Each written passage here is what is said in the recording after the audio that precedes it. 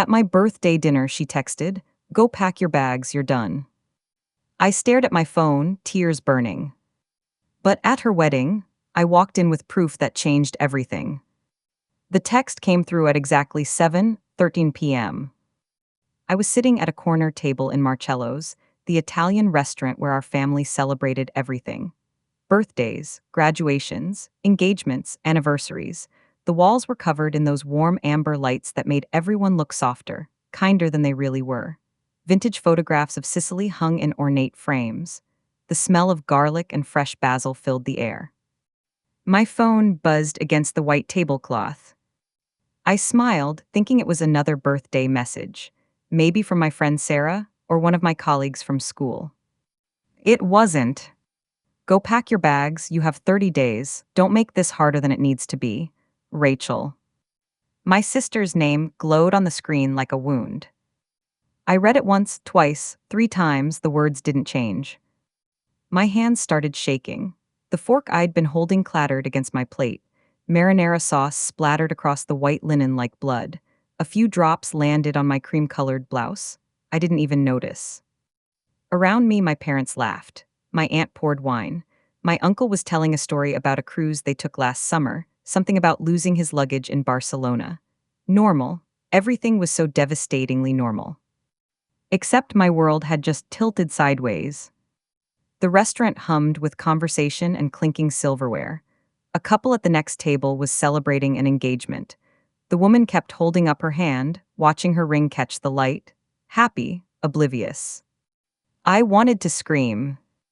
Instead, I excused myself to the bathroom. My legs felt like water. My chair scraped against the floor too loudly. Mom glanced up, concerned. "You okay, honey?" I nodded, smiled, lied. "Just need to freshen up." In the bathroom, I gripped the cold porcelain sink and stared at myself in the mirror. My face looked pale, shocked, like I'd been slapped. The fluorescent lights were harsh, unforgiving. I could see every line of stress, every shadow under my eyes. I read the message again. 30 days. Pack your bags. From my own sister. On my 30th birthday. The woman who'd promised we'd always have each other's backs.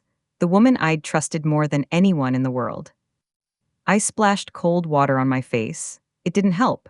Nothing could help the way my chest was tightening, the way my breath was coming too fast. When I returned to the table, everyone was singing. A tiramisu appeared with a single candle. They wanted me to make a wish.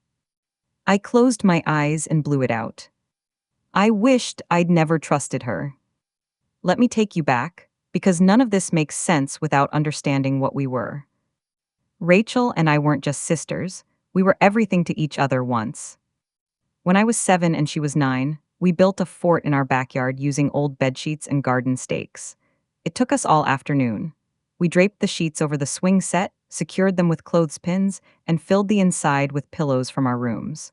We called it the Castle of Forever. That evening, as fireflies started appearing in the yard, we made a pact. Rachel wrote it on a piece of cardboard in purple marker, "Sisters before everything." Always, we both signed it.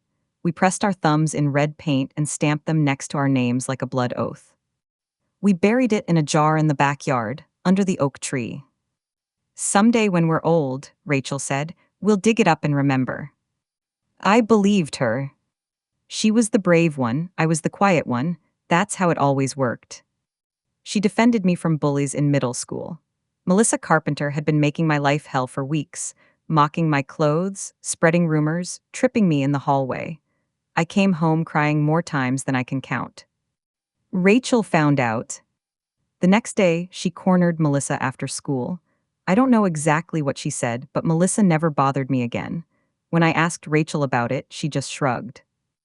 "Nobody messes with my little sister," she said. "Nobody." I helped her with her college essays when she was applying to schools. She'd pace around her room, frustrated, throwing crumpled papers at the wall. "I don't know how to make myself sound interesting," she'd complain. "You are interesting," I'd tell her. "You just need to show them who you really are." We'd stay up until 2 in the morning, drinking terrible instant coffee, crafting sentences that captured her ambition, her drive, her heart. She got into her first choice, She cried when she opened the acceptance letter. We both did. When our grandmother died, our mother's mother, the woman who'd raised Mom after her own divorce, Rachel and I held hands at the funeral and didn't let go for hours. We stood at the graveside, fingers intertwined, while the pastor talked about heaven and peace and eternal rest. Afterward, at the reception, Rachel pulled me into a corner. "Promise me something," she said. Her eyes were red from crying. "Of anything. Promise we'll never let anything come between us. Not ever, we're all we've got. We have Mom and Dad. They're getting divorced, Nora. Everyone knows it. They just haven't said it yet." She was right. 3 months later, our parents sat us down and made the announcement. They were splitting up. Amicably, they said, like that made it better. Rachel was 24, I was 22, old enough that it shouldn't have mattered, but it did. We didn't come from a broken home. We became *1. After college, Rachel went into real estate. She was good at it. No, she was exceptional at it. She had this way of reading people, of knowing exactly what they wanted before they did. She could walk into a house and immediately see its potential. She'd point at a wall and say, "Knock that down, open up the space, you'll add 50,000 to the value." She wore sharp blazers and expensive perfume, something French with notes of jasmine and cedar. She drove a sleek black Audi. She closed deals that made our parents beam with pride. At family dinners, Dad would ask about her latest sale. "Tell us about the Riverside property," he'd say, leaning forward like she was telling an adventure story. And she would. She described negotiations, bidding wars, the moment she got the signatures. She made it sound thrilling. Then someone would remember to ask about me. "And Nora, how's teaching?"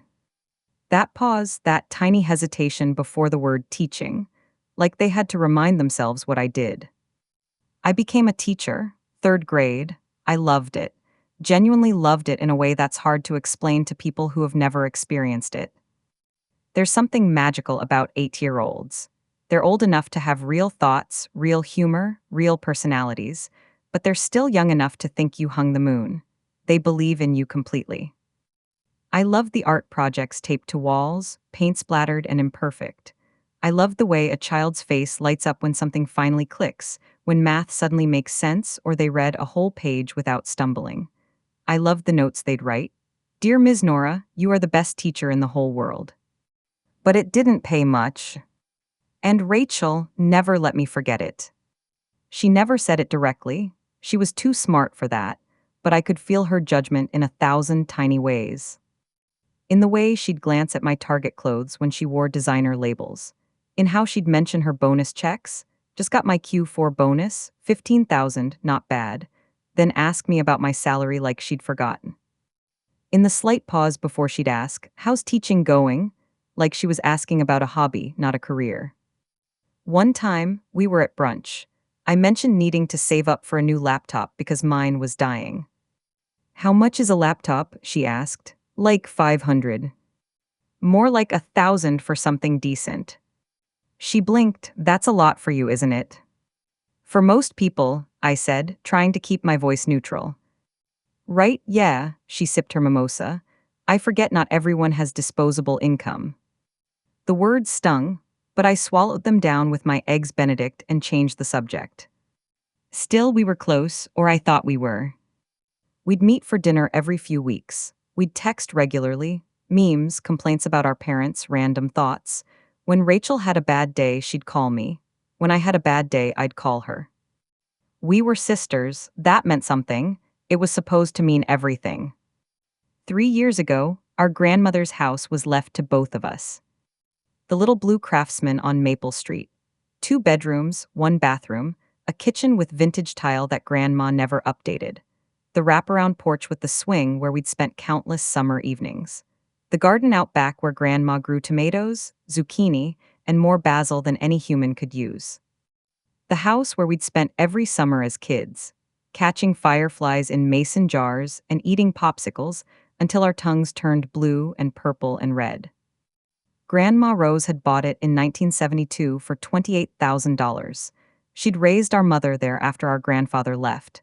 She'd watched it appreciate, maintained it carefully, loved it fiercely. When she died at 86, her will was clear. The house belonged to both Rachel and me equally, 50-50, joint ownership.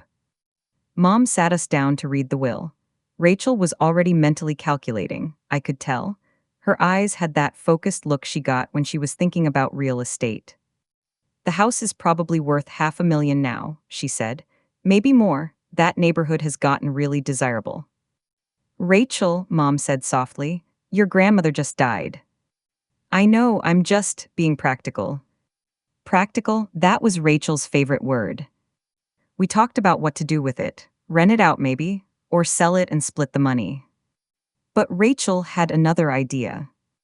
We met for coffee a week after the funeral. She had a whole presentation on her tablet.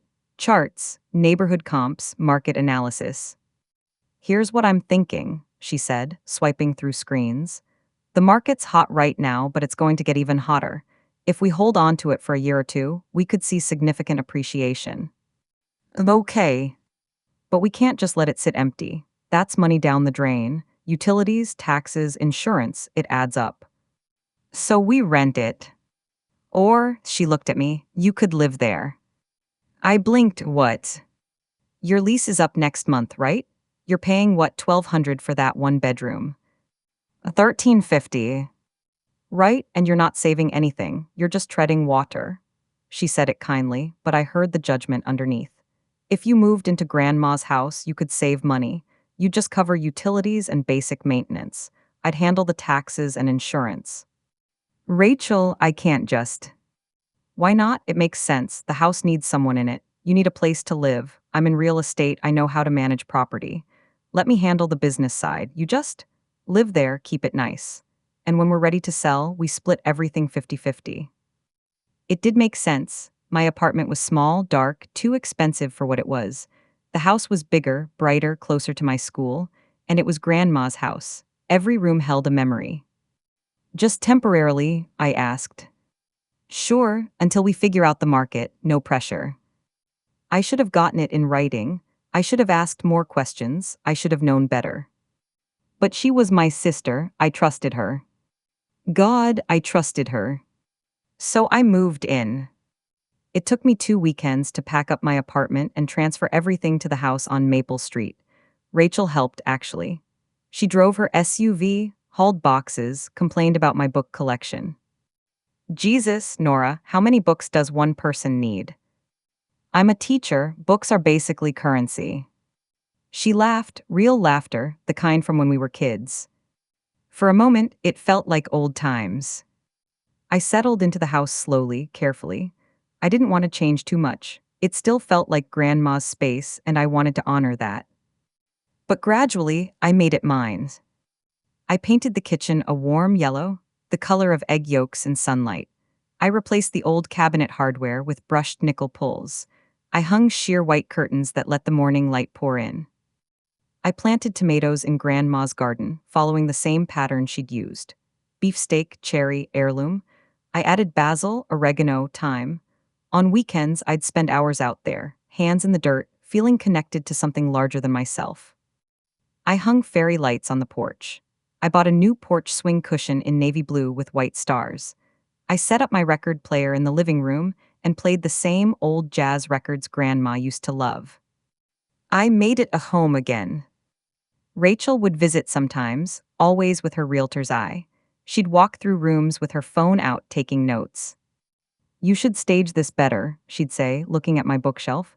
Too cluttered, buyers want to see space, not stuff. We're not selling yet, I'd remind her. Sure, but when we do, just thinking ahead. Or she'd stand in the kitchen and frown. Yellow's a polarizing color. You might have to repaint before we list. I like yellow. It's not about what you like, it's about market appeal. But months passed, then a year, then 2. She never mentioned selling. The conversations about when we list became less frequent. I started to relax. Started to think maybe this was just how it would be. Maybe we'd keep it in the family. Maybe someday I'd buy her out somehow. I let myself believe in permanence. I should have known better. 6 months ago, Rachel got engaged. I found out on Instagram before she called me.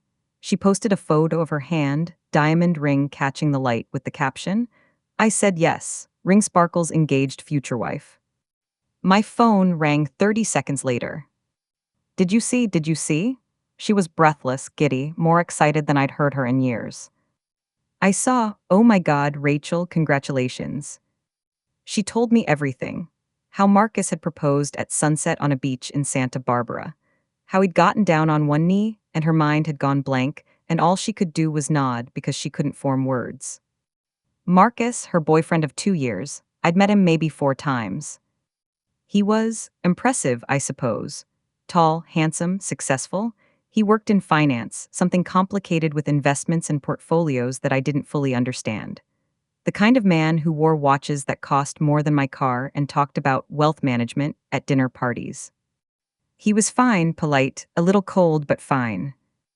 But Rachel loved him, and that was supposed to be enough. "We're thinking next spring," she said. "April or May, outdoor venue, God, there's so much to plan." "I'm so happy for you," I said, and I was, genuinely. The next few months were a whirlwind of wedding planning. I helped her pick flowers at 3 different florists. We spent an entire Saturday comparing roses, peonies, hydrangeas, and ranunculus. Rachel took photos of everything, created spreadsheets comparing prices, made pro-con lists. "The ranunculus are more expensive per stem, but they photograph better," she'd say, studying her phone. "Rachel, just pick the ones you love." It's not about love, it's about getting it right. I went dress shopping with her. Tried on bridesmaid dresses in 17 different shades of blush and champagne until they all started looking identical. I threw her bridal shower. Spent $300 I didn't really have on decorations, food, and games. Made a photo timeline of her and Marcus's relationship. 20 women crowded into my living room, grandma's living room, drinking Prosecco and playing How Well Do You Know the Bride? Rachel was radiant, happy. She kept touching her ring, spinning it on her finger, catching the light. "Thank you for doing this," she whispered to me while everyone else was busy with brunch. "You're the best sister." I hugged her, always. That word hung in the air between us, always. She didn't mean it. But something was changing. Subtly at first, then more obviously. She became distant, colder. When I'd text her ideas for the wedding, she'd respond hours later with brief answers. "'Kay, sure, I'll think about it." When I asked if she needed help with anything, she'd say, "I've got it handled. Marcus hired a wedding planner." "No, okay, I just thought." "You thought what? That I needed you to manage things?" Her voice had an edge I wasn't used to. "No, I just wanted to help." "You already threw the shower, that's enough." The phone calls became less frequent. The dinners stopped happening. When I'd suggest getting together, she was always busy. "Wedding stuff," she'd say vaguely. "It's crazy." I told myself it was just wedding stress. Everyone says planning a wedding is overwhelming. That's normal, it would pass. But then she came to the house. Not to visit, to inspect. It was a Tuesday afternoon in September. I was grading papers at the kitchen table when I heard her car in the driveway. She didn't knock, she had a key. She'd always had a key. "Hey," I called. "I didn't know you were coming over." I should have texted, "Sorry," but she didn't sound sorry. She walked through the house slowly, methodically. She opened closets. She measured windows with a laser measuring tool she pulled from her bag. She took photos of every room, angles I couldn't understand, details that seemed random. I followed her, confused. "What are you doing?" "Just assessing." "Assessing what?" She stood in the living room, turning slowly, her phone out. "This place could sell for $600,000 easy. Maybe $650,000 if we stage it right." The neighborhoods exploded. My stomach dropped. "Are we selling?" She looked at me like I was stupid, like I'd just asked if water was wet. "Of course we're selling. I'm getting married, Nora. Marcus and I are buying a place in Riverside Heights. We need the capital." Capital, not money, capital, like she was pitching to investors. "But I live here." "Temporarily," she corrected. The word was sharp, final. "You've always lived here temporarily. We agreed on that." Rachel, it's been 3 years. And you've been living rent-free in a property I manage. You're welcome, by the way. The words hit like a physical blow. Rent-free, I pay utilities. Gas, electric, water, internet, I maintain everything. I've put money into this house, the kitchen, the garden. Money? She actually laughed. It wasn't a kind sound. Nora, you planted some tomatoes and bought throw pillows. I've been handling the taxes, the insurance, the actual value. I've been managing this property like an investment. This is business. This is our grandmother's house. And now it's ours, and I need my half. She crossed her arms. Marcus and I have been looking at properties. Do you know what houses cost in Riverside Heights? We're talking 2 million minimum. We need every dollar we can get. So you're just selling, without even talking to me about it? I'm talking to you now. No, you're asterisk telling asterisk me. She sighed, like I was being difficult, like I was the unreasonable one. Look, I'm sorry if this is sudden, but it's time. We always knew this was temporary, and honestly, she looked around the room at my books, my plants, my life. You've gotten too comfortable here. You're treating this like it's yours. It is mine, half of it. And I'm selling my half. You can buy me out if you want. She named a number, $300,000. I made $38,000 a year before taxes. She knew that. She left without saying goodbye, just walked out, got in her car, and drove away. I stood in the living room, Grandma's living room, my living room, and tried to breathe. After that conversation, I tried to reach her. I called, I texted, I showed up at her condo. She was always busy, always had somewhere to be. Can we just talk? I'd plead into her voicemail. Please, let's figure this out together. She never called back.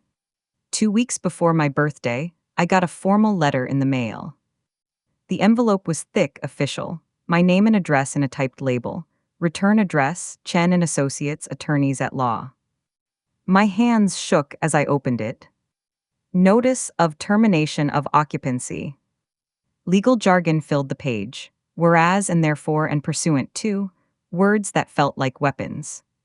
But the message was clear, I had to leave. 60 days notice, effective immediately. The property would be listed for sale. I needed to vacate and return the premises in good condition. I called her immediately. My fingers fumbled with the phone. Rachel, what is this? Exactly what it says. Her voice was calm, professional, like she was closing a deal. The house is going on the market. I need you out. You're evicting me. I'm giving you notice. There's a difference. Rachel, please, can we just talk about this? Maybe we can work something out. Maybe I can buy you out over time, or... With what money? Your teacher's salary? Her voice was sharp, cutting. Nora, grow up. This is the real world. I have a life to build. I can't keep subsidizing yours. Subsidizing? I've been living in our grandmother's house. My asterisk house. Legally, I can sell my share. Marcus and I have already consulted lawyers. We have every right to force a sale. So that's it, you've made up your mind. It's not personal, it's practical. It's my asterisk home, Rachel. It's an asset, and I need to liquidate my portion. The line went quiet for a moment. I could hear her breathing. I could hear my own heart pounding. Then she said something that broke me. You've always been like this, Nora, dependent, passive, waiting for things to be handed to you. Maybe this is the push you need to finally grow up. She hung up. I stood in the kitchen, the yellow kitchen I'd painted myself, and stared at the phone. Dependent, passive. Is that really how she saw me? I thought it couldn't get worse. Then came my birthday. I'd begged Mom to keep it small, just family, just dinner at Marcello's like always, like every birthday since I was a kid. Mom had been reluctant. Are you sure? We could do something bigger, invite friends. Please, just family. What I didn't say, I can't handle more than that right now. I'm barely holding it together. Rachel said she'd come, confirmed it 3 days before, showed up on time even. She sat across from me at the table, smiling, laughing, acting like nothing was wrong. Like she hadn't sent me eviction papers, like she hadn't called me dependent and passive and childish. She even brought a gift, a candle in a mercury glass holder tied with a ribbon. "To new beginnings," she said when she gave it to me. I didn't understand then, but I would. The candle smelled like lavender, calming, supposedly ironic. Dinner was painful. Everyone kept asking about Rachel's wedding. She'd light up, animated, talking about the venue, the dress, the honeymoon plans. "We're going to Bora Bora," she said. 2 weeks. Marcus booked an overwater bungalow. "How lovely," Mom said. Dad asked about the guest list. Rachel said 200. "We wanted intimate, but Marcus's family is huge, and we have so many friends." She didn't mention me being in the wedding, because I wasn't. "Who's your maid of honor?" Aunt Linda asked. "My friend Jen, from college. She's amazing, she's been so helpful with planning." "Jen, not me." I picked at my pasta, swallowed wine I barely tasted, smiled when I was supposed to smile. Then, midway through dinner, my phone buzzed. I glanced at it reflexively. "Go pack your bags, you have 30 days. Don't make this harder than it needs to be." From Rachel. I looked up. She was laughing at Dad's joke about something. She was taking a sip of wine. She didn't even glance at me. She'd sent it during my birthday dinner, while sitting right across from me. She'd reduced my eviction notice from 60 days to 30, via text, at my birthday celebration. The cruelty of it took my breath away. I left early, made an excuse about not feeling well, a headache, too much wine. Nobody questioned it. Nobody seemed to notice how my voice shook. Rachel didn't say goodbye, just waved distractedly. I drove back to the house I was about to lose, and sat in the driveway for an hour. The porch lights glowed warm. The fairy lights I'd strung twinkled. Through the window, I could see the living room I'd arranged, the bookshelf I'd organized, the life I'd built. 3 years, it felt like home. It was asterisk home. I thought about all the summers here with Grandma, all the memories, the fort Rachel and I built, the promise we made. Sisters before everything, always. I cried until my throat was raw and my eyes were swollen, and I had nothing left. The next few weeks were a blur of grief and logistics. I started packing. What else could I do? I found a tiny apartment across town. 1 bedroom, beige walls, beige carpet, beige everything. The realtor kept calling it cozy, which is code for barely large enough for a human to exist. No garden, no porch, no character. It smelled like industrial cleaner and disappointment. I put down a deposit I couldn't really afford. First month, last month, security deposit. My savings account emptied out in one transaction. The move-in date was November 1st, 6 weeks away.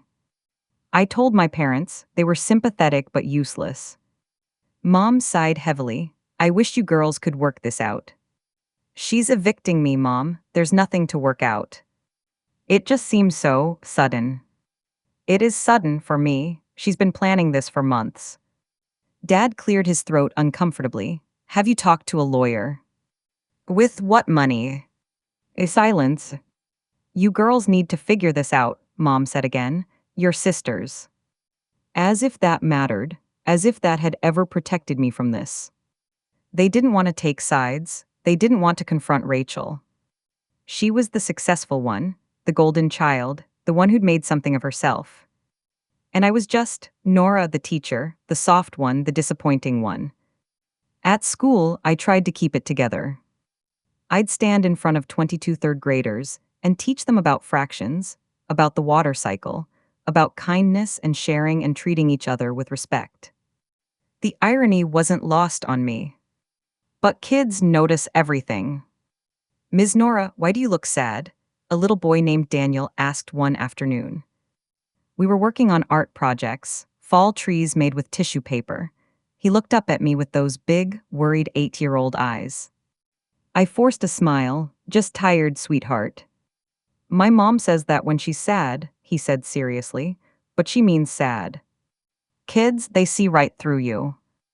"I'm okay," I promised. "Just some grown-up stuff, nothing for you to worry about." But I wasn't okay. At night, I'd lie in Grandma's old bedroom and stare at the ceiling.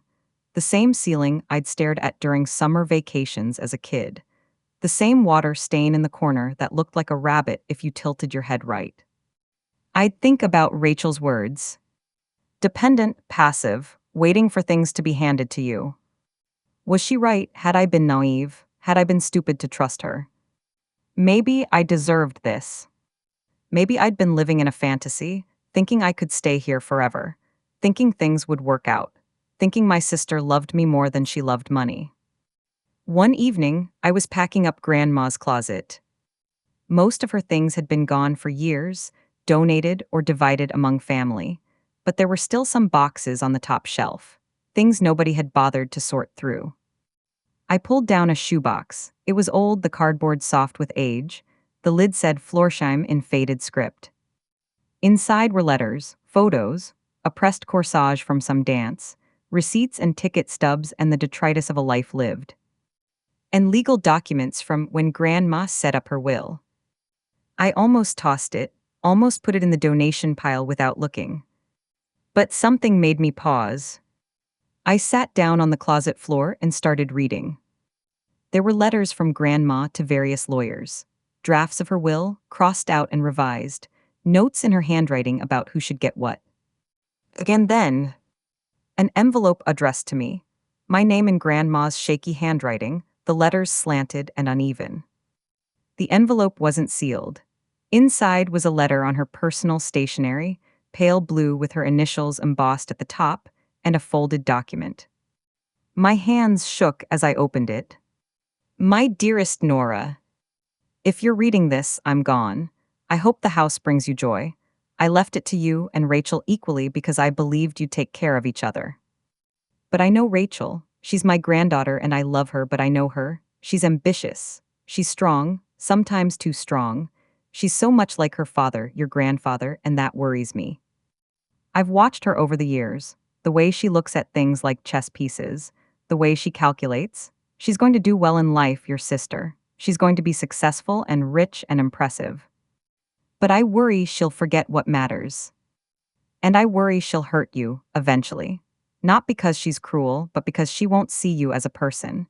She'll see you as a variable in her equation. So I want you to know, the house was paid off before I died. There's no mortgage, it's free and clear. And there's a clause in the deed, a life estate clause. It means that whoever lives in the house has the right to stay as long as they maintain it and pay the basic costs.